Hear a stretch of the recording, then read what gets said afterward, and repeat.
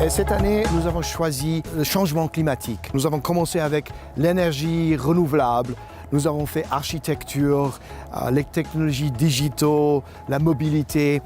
Mais derrière toutes ces thématiques, il y a toujours eu le changement climatique. L'important, c'est de le mieux comprendre en ce qui concerne la science, les changements, qu'est-ce qui va se passer, mais aussi les impacts sur les communautés, les petites communautés comme les Diablerets, mais comme des autres villages dans les Alpes, dans la région de Romandie, mais aussi mondialement.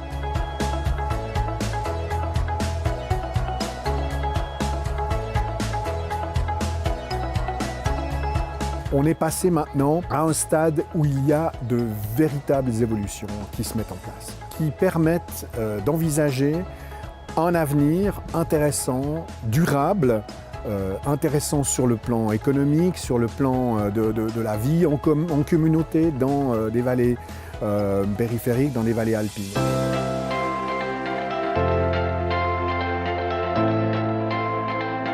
Qu'est-ce qui marche pour l'instant, surtout en montagne, c'est l'isolation. On passe avec des caméras thermiques, on a survolé l'ensemble des toitures de la station et on voyait les endroits où c'était des vrais passoires. Et comme c'est un coût de refaire les toitures, d'isoler les façades, on a mis en œuvre au niveau du plan local d'urbanisme une mesure incitative. Et là, on voit tous les ans, encore cet été, on a 3 ou 4 bâtiments qui sont en train de se transformer et de s'isoler correctement. Et là, on voit vraiment des gains de l'ordre de 30 à 40% par bâtiment.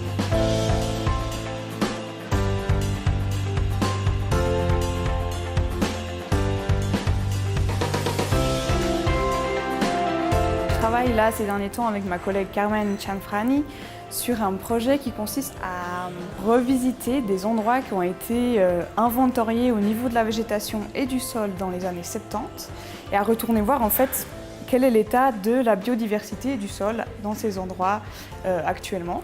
Ce sont des résultats préliminaires, on n'est pas au bout de notre étude. On voit vraiment l'impact du réchauffement climatique dans tout ce qui est en hauteur. En fait, on voit que toutes les zones en haute altitude ont vraiment une composition, donc des communautés végétales qui ont changé. Et puis pareil, dans les zones qui étaient très proches de tout ce qui est habitation. Et on a des zones au milieu, vraiment un peu les zones plutôt je dirais perdues, les zones où il y a moins d'impact, où là, les communautés sont restées plus stables. Du coup, on a moins de changements, on a moins d'apparitions, de disparitions.